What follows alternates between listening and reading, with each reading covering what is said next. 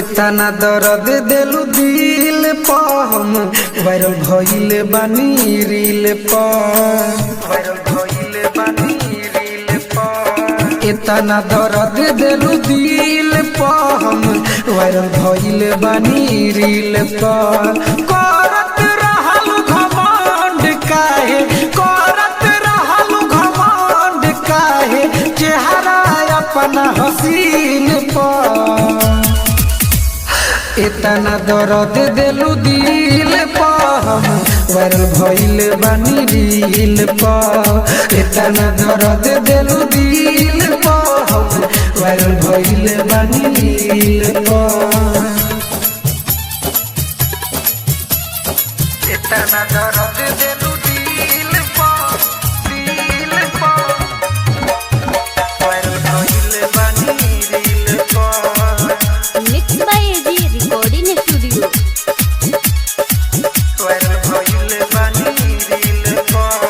धोखा देलू तो देहिया में हमारा आइल इतना जुनून हो किन के कैमरा लगनी बनावे वीडियो आना धून हो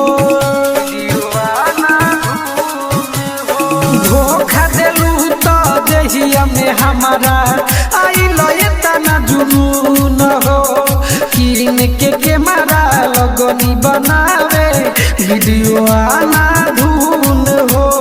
हम तो मारत रहनी तोहरा उठवा के रे तिल पर इतना दर्द दिलु दिल पा हम वायरल भइल बानी रील पा इतना दर्द दिलु दिल पा हम वायरल भइल बानी रील पा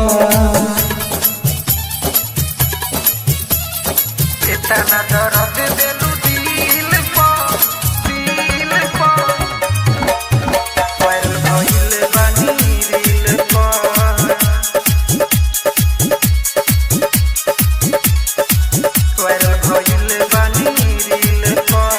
ट्रेंडिंग में चलताटे सुन हमरे नाम हो नइखे यकीन त खोल के देखला तू हो इंस्टाग्राम हो ट्रेंडिंग में चलताटे सुन हमरे नाम हो नइखे यकीन त खोल के देखला तू हो इंस्टाग्राम हो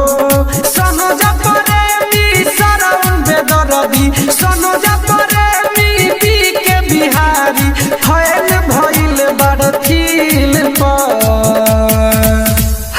इतना दर्द दिलु दिल पा हम वायरल भइल बानी रील पा इतना दर्द दिलु दिल पा हम वायरल भइल बानी रील पा एजी रिकॉर्डिंग स्टूडियो रोशनपुर सपहा।